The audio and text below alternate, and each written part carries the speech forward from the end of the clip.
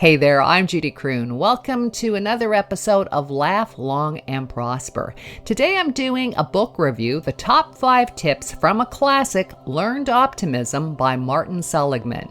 Now, I would probably call this book How to Talk to Yourself into a Better Life Without Getting a Restraining Order from Reality, but that would be too long. So let's stick with Learned Optimism.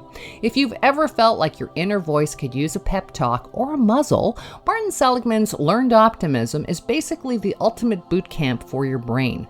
Here are my top 5 takeaways with zero judgment if you talk back to yourself after reading this. Tip number 5, you're not born a pessimist. You're just really good at practicing it. The good news is you weren't born thinking the glass was half empty. The bad news is you might have just gotten really good at negative thinking. But here's the kicker. Optimism is a skill you can learn, like riding a bike or pretending to understand your taxes. Tip number 4, change the story you tell yourself before your brain goes full Netflix drama. When something bad happens, pessimists throw a premiere party in their heads. This always happens to me, they say. This is forever. This is who I am. Optimists, on the other hand, they're like, well, that was kind of awkward. Anyway, what's for dinner? Seligman teaches you to catch your brain mid-meltdown and reframe the story. Spoiler alert, you're probably not cursed. You're probably just human. Tip number 3 from Learned Optimism, your explanatory style equals your destiny.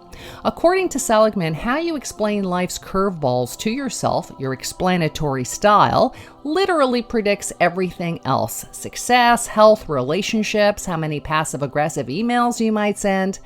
Really, there are 3 big questions to ask yourself. Is this bad thing permanent? Hint, usually no. Is it pervasive? Also no. Not everything sucks.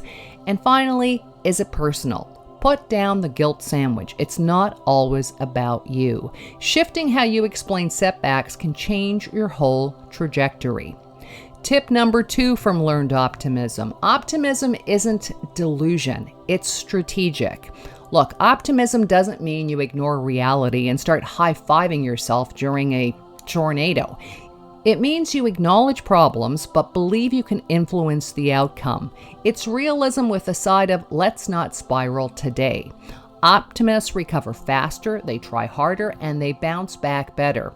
Not because they're naive, but because they're too busy building solutions to build excuses. And finally, tip number 1 from Learned Optimism. Pessimism will cost you more than you think. Here's the mic drop stat. Pessimists are more prone to depression, illness, and underachievement. Meanwhile, optimists live longer, happier, and generally annoy the pessimists at brunch. Learning optimism isn't just about feeling better, it's about being better at life.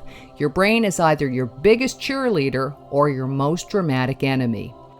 It's time to retrain your brain, and maybe buy it a latte for all of its hard work.